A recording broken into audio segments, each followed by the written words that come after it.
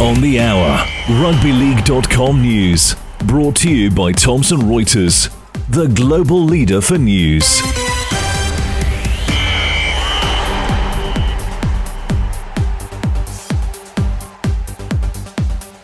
Coming up, a nervous wait for Jared Waerea-Hargreaves after the Robins scratchy win over the Giants. Palau Broncos lift the silverware in French Rugby League's Elite 2 after epic decider. And in the NRL, the Sharks beat the Storm, Manly sink the Cowboys, and the Wars down the Dolphins. But first up, in the UK, as expected, Hull KR have knocked over Huddersfield in Super League in the game that we call Live and Free, right here on rugbyleague.com. The Robins prevailed 34 points to nil to reclaim top spot, but it was only 4-0 at half-time. And that was after a high tackle by veteran forward Jared Waerea-Hargreaves on Huddersfield's Matty English.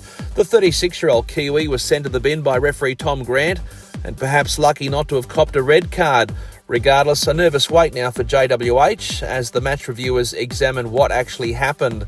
In the second game of the season in Women's Super League, a 20-all draw between St Helens and visiting Leeds. And off the field, Nigel Wood has been appointed as the Executive Director of the RFL. Over on the continent, in the south of France, we've had the Elite 2 final, full-time in Pia, celebrations for Palau, the Broncos defeating Vielgalhank 20 points to 17. Meanwhile, the Irish Rugby League season is now up and running after fears there'd be nothing at all there this season, especially after Longhorns said they were playing over in the UK. But the Dublin boys have backflipped on their decision to cut ties with RLI and took the field against Banbridge Broncos, the Longhorns winning that opening round fixture 50 points to 32. And in Welsh Rugby League, some sad news. They're mourning the passing of former international Gordon Pritchard. He won 3 caps for Wales, the first 2 in 1978 against France and England, and the other in 81 against England. Pritchard was 70, and of course our deepest condolences to family and friends. In the NRL, in Sydney's South, Cronulla beat the Storm 31 points to 26 with some argy-bargy right at the finish. Both sides scored 5 tries, with the home team up 25-12 at half-time. Earlier, Manly gave the Cowboys a drubbing in Townsville. 24-6 it was at Queensland Country Bank Stadium after it was 6-all at half-time. The flying Jason Saab scored twice for the Eagles, who had Jake Trebojevic come from the field after a head knock.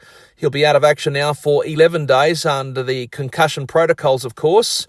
So now we know for sure that New South Wales will be on the lookout for a new captain for State of Origin.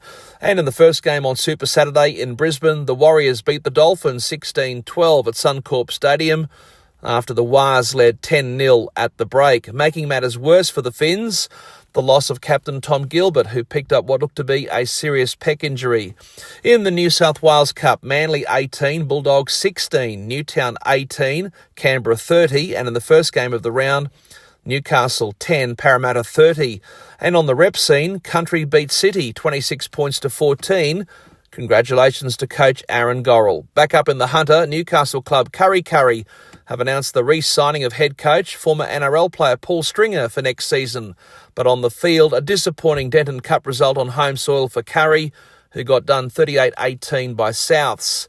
In the Queensland Cup, on Brisbane's Bayside, Winner Manly defeated the Mackay Cutters 34 points to 14. On the road, the Dolphins beat the Tigers 28-24. On the sunny coast, Tweed Seagulls defeated the Falcons 24-14. Up in Cairns, the Burleigh Bears edged out Northern Pride 18-16.